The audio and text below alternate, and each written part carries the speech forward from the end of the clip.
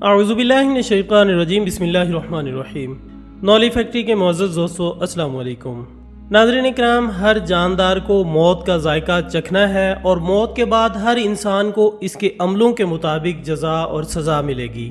اس جزا و سزا کے دو درجے ہیں، ایک مرنے کے بعد سے قیامت تک جس کو عالم برزخ کہتے ہیں، اس میں پوری جزا و سزا ملے گی اور سب کفار اور بعض گناہگار مومنوں کو قبر کا عذاب ہوگا۔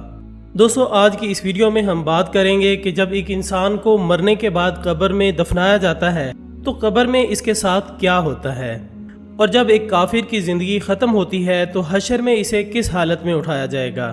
ناظرین، اگر مومنوں پر قبر کے عذاب کی بات کی جائے تو بعض علماء کرام کے مطابق بعض گنہگار مومنوں سے قبر کا عذاب بھی معاف ہو جاتا ہے، یا وہ گناہ کے مطابق عذاب پا کر نجات پا جاتے ہیں، جبکہ صالح مومن مرد و عورت قبر میں عیش و آرام سے رہتے ہیں اور وارثوں اور دیگر مسلمانوں کی خیر و خیرات کرنے، قرآن مجید و نوافل پڑھنے اور اس کا اصالہ ثواب کرنے سے بھی میت کے عذاب قبر میں تخفیف ہو جاتی ہے۔ مگر کافر کو مرنے کے بعد کوئی خیرات یا دعا وغیرہ نفع نہیں دیتی، چاہے کوئی مومن ہی کیوں نہ اس کے لیے دعا کرے۔ قبر میں مردے سے سوال و جواب کی تفصیل یہ ہے کہ جب مردے کو اس کے عزیز و اقارب قبر میں رکھ کر واپس جاتے ہیں تو مرنے والا ان کی جوتیوں کی آواز سنتا ہے اور اس وقت اس کے پاس دو فرشتے آتے ہیں، ایک کو منکر اور دوسرے کو نکیر کہتے ہیں، جو اس کو بٹھا کر پوچھتے ہیں کہ من ربو کا، یعنی تمہارا رب کون ہے۔ مومن بندہ جواب دیتا ہے کہ ربی اللہ، یعنی میرا رب اللہ تعالی ہے۔ پھر فرشتہ پوچھتا ہے من نبیوں کا، تیرا نبی کون ہے۔ مومن بندہ جواب دیتا ہے نبی جی محمد، یعنی میرے نبی محمد صلی اللہ علیہ وآلہ وسلم ہیں۔ اسی طرح یہ سوالوں کا سلسلہ جاری رہتا ہے اور فرشتہ پوچھتا ہے ما دینوں کا، یعنی تیرا دین کیا ہے۔ مومن بندہ جواب دیتا ہے کہ دینی الاسلام، میرا دین اسلام ہے۔ جبکہ بعض علماء کرام کے مطابق دوسرا سوال اس طرح کا ہے کہ تو اس آدمی یعنی محمد صلی اللہ علیہ وآلہ وسلم کے بارے میں کیا کہتا ہے۔ پھر مومن بندہ جواب دیتا ہے کہ وہ اللہ کے رسول صلی اللہ علیہ وآلہ وسلم ہیں۔ وہ فرشتے کہیں گے کہ تجھے کس نے بتایا؟ وہ کہے گا کہ میں نے اللہ کی کتابیں پڑھیں، اس پر ایمان لایا اور تصدیق کی۔ بس اس کے لیے قبر میں جنت کی طرف ایک دروازہ کھول دیا جائے گا جس سے جنت کی ٹھنڈی ہوائیں اور خوشبوئیں اس کے پاس آتی رہیں گی۔ اس کی قبر کشادہ اور نورانی کر دی جائے گی۔ اگر وہ بندہ کافر یا منافق ہوتا ہے تو سوالوں کے جواب میں کہتا ہے افسوس میں کچھ نہیں جانتا۔ وہ فرشتے اس کو لوہے کے گرزوں یعنی ہتھوڑوں سے ایسے مارتے ہیں کہ سوائے جن و انس کے تمام مخلوق اس کی چیخیں سنتی ہے، اور قبر اس کو اس قدر دباتی ہے کہ اس کی پسلیاں ادھر کی ادھر اور ادھر کی ادھر نکل جاتی ہیں۔ پھر دوزخ کی کھڑکی اس پر کھول دی جاتی ہے اور وہ حشر تک اس عذاب میں مبتلا رہتا ہے۔ البتہ بعض مومنوں کو بقدر گناہ عذاب پورا ہو کر اس سے پہلے بھی اس عذاب سے رہائی ہو جاتی ہے، اور کبھی اللہ پاک کے فضل و کرم سے اور کبھی دنیا کے لوگوں کی دعا اور صدقہ و خیرات کے اصالہ ثواب سے بھی عذاب سے رہائی حاصل ہو جاتی ہے۔ علماء کرام کے مطابق جمعے کے روز کی برکت سے بھی ہر گنہگار مومن کو اس روز عذاب سے رہائی ہو جاتی ہے۔ قبر کی تنگی اور گھبراہٹ نیک بندوں کو بھی ہوتی ہے جو کہ کسی گناہ کے سبب یا کسی نعمت کا شکر ادا نہ کرنے کے سبب، لیکن یہ سزا ذرا سی دیر کے لیے ہوتی ہے اور پھر اسی وقت قبر کی یہ تنگی دور ہو جاتی ہے۔ مرنے کے بعد ہر روز صبح اور شام کے وقت ہر مردے کو اس کا ٹھکانہ دکھایا جاتا ہے۔ فرشتے جنتی کو جنت دکھا کر خوشخبری دیتے ہیں اور دوزخی کو دوزخ دکھا کر اس کی حسرت بڑھاتے ہیں۔ ناظرین اکرام، کتابوں میں ملتا ہے کہ جو لوگ قبر میں دفن نہیں کیے جاتے بلکہ جلا دیے جاتے ہیں یا پانی میں ڈوب کر مر جاتے ہیں یا جانور کھا جاتے ہیں، ان کو بھی عذاب قبر ہوتا ہے۔ قبر سے مراد صرف وہ گڑھا نہیں جو کہ زمین کھود کر میت کو اس میں دفن کیا جاتا ہے، بلکہ وہ مقام ہے جہاں مرنے کے بعد برزخ میں روح کو رکھا جاتا ہے۔ نیکوں کی روح کے مقام کو عالم بالا یعنی علیین اور بروں کے مقام کو عالم پس یعنی سجین کہتے ہیں۔ ان بروں کو بدترین عذاب سانپ، بچھو اور لوہے کی میخوں سے دیا جاتا ہے۔ علماء کرام نے مسلمانوں کے گناہ معاف ہونے کے 10 سبب لکھے ہیں، جن میں توبہ، استغفار، مسلمانوں کی دعا کی برکت، مسلمانوں کا صدقہ جو کہ اس کی طرف سے دیں، قیامت کی سختی، نبی صلی اللہ علیہ وآلہ وسلم کی شفاعت اور محض رحمت الہی شامل ہیں۔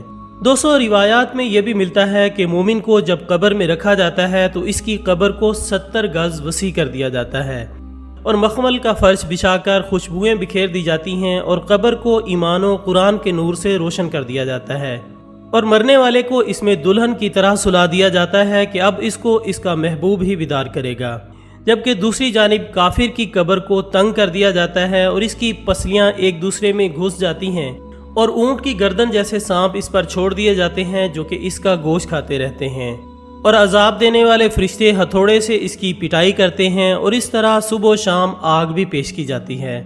جناب رسول اللہ صلی اللہ علیہ وآلہ وسلم نے فرمایا کہ ہر مردہ چیختا ہے اور انسان کے سوا ہر ایک اس کو سنتا ہے، اگر انسان سن لے تو بے ہوش ہو جائے، اگر وہ مردہ نیک ہے تو اپنے لے جانے والوں سے کہتا ہے کہ جلدی کرو، جہاں لے جا رہے ہو اگر وہ جگہ تم دیکھ لو تو خود ہی بہت جلدی کرو گے، اور جب کوئی بدکار مرتا ہے تو مردہ کہتا ہے کہ جلدی نہ کرو، اگر تم اس جگہ کو دیکھ لو تو ہرگز مجھے وہاں نہ لے جاؤ گے۔ ایک بار حضرت علی المرتضیٰ شیر خدا کرم اللہ وجہ الکریم زیارت قبور کے لیے کوفہ کے قبرستان تشریف لے گئے۔ وہاں آپ کی نظر ایک تازہ قبر پر پڑی۔ آپ کرم اللہ وجہ الکریم کو اس کے حالات معلوم کرنے کی خواہش ہوئی، چنانچہ بارگاہ خداوندی میں عرض گزار ہوئے اور عرض کیا، اے اللہ عز و جل اپنے کرم و فضل سے اس میت کے حالات مجھ پر ظاہر فرما دے۔ اللہ عز و جل کی بارگاہ میں آپ کی التجا فوراً قبول ہوئی اور دیکھتے ہی دیکھتے آپ کے اور اس مردے کے درمیان جتنے پردے حائل تھے تمام اٹھا دیے گئے۔ اب ایک قبر کا بھیانک منظر آپ کے سامنے تھا۔ آپ کیا دیکھتے ہیں کہ مردہ آگ کی لپیٹ میں ہے اور رو رو کر آپ کرم اللہ وجہ الکریم سے اس طرح فریاد کر رہا ہے کہ یا علی میں آگ میں ڈوبا ہوا ہوں اور آگ میں جل رہا ہوں۔ قبر کے دہشت ناک مناظر اور مردے کی دردناک پکار نے حیدر کرار کرم اللہ وجہ الکریم کو بے قرار کر دیا۔ آپ نے اللہ عز و جل کے دربار میں اپنے ہاتھ اٹھائے اور نہایت ہی عاجزی کے ساتھ اس میت کی بخشش کے لیے درخواست پیش کی۔ غیب سے آواز آئی کہ اے علی آپ اس کی سفارش نہ ہی فرمائیں، کیونکہ روزے رکھنے کے باوجود یہ شخص رمضان المبارک کی بے حرمتی کرتا، رمضان المبارک میں بھی گناہوں سے باز نہ آتا تھا، دن کو تو روزے رکھ لیتا مگر راتوں کو گناہوں میں مبتلا رہتا۔ مولا کائنات علی المرتضیٰ شیر خدا کرم اللہ وجہ الکریم یہ سن کر اور بھی رنجیدہ ہو گئے اور سجدے میں گر کر رو کر عرض کرنے لگے، یا اللہ عز و جل میری لاج تیرے ہاتھ میں ہے، اس بندے نے بڑی امید کے ساتھ مجھے پکارا ہے، میرے مالک میرے رب تم مجھے اس کے آگے رسوا نہ فرما، اس کی بے بسی پر رحم فرما دے اور اس بیچارے کو بخش دے۔ حضرت علی کرم اللہ وجہ الکریم رو کر مناجات کر رہے تھے، اللہ عز و جل کی رحمت کا دریا جوش میں آیا اور ندا آئی، اے علی ہم نے تمہاری شکستہ دلی کے سبب اسے بخش دیا ہے۔ چنانچہ ناظرین اس مردے سے عذاب اٹھا لیا گیا۔ معزز ناظرین یہ زندگی انتہائی عارضی اور چند روزہ ہے۔ آج ہمارے پاس زندگی ہے، اللہ تعالیٰ نے تندرستی دی ہے، ہمارے پاس موقع ہے کہ قبر اور حشر کے لیے کچھ نہ کچھ کر لیں۔ ایک مرتبہ بھی کلمہ شہادت یا کوئی تسبیح پڑھنا چاہے گا تو اجازت نہیں ملے گی۔ دنیا کی زندگی ہوتے ہوئے انسان سب کچھ کر سکتا ہے۔ جس طرح انسان کے پاس بہت ساری دولت ہو اور وہ ختم ہو جائے، اس کے بعد وہ کوئی کاروبار کرنا چاہے تو وہ کاروبار نہیں کر سکتا، اسی طرح ہماری یہ زندگی بہت بڑی دولت ہے، لیکن جب یہ دولت ختم ہو جائے گی تو ہم کچھ نہیں کر سکیں گے۔ اس لیے ہمارے پاس آج وقت ہے، ہماری آنے والی زندگی کے لیے محنت کر کے کچھ نہ کچھ کما لیں۔ کل انسان کچھ کرنے کی خواہش کرے گا لیکن تب وقت نکل چکا ہوگا۔ دعا ہے کہ اللہ رب العزت ہمیں آخرت کی فکر کرنے کی توفیق عطا فرمائے اور روز محشر خدا اور رسول صلی اللہ علیہ وآلہ وسلم کے سامنے شرمسار ہونے سے بچائے۔ آمین ثم آمین۔ اسی دعا کے ساتھ ہماری آج کی اس ویڈیو کا اختتام ہوتا ہے۔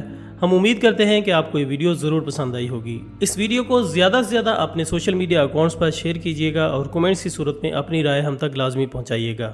انشاءاللہ بہت جلد دوبارہ ملاقات ہوگی ایک اور اچھی سی ویڈیو کے ساتھ۔ تب تک اپنا دوستوں، رشتہ داروں اور گرد و نواح کے تمام لوگوں کا بہت خیال رکھیے گا۔ اللہ حافظ۔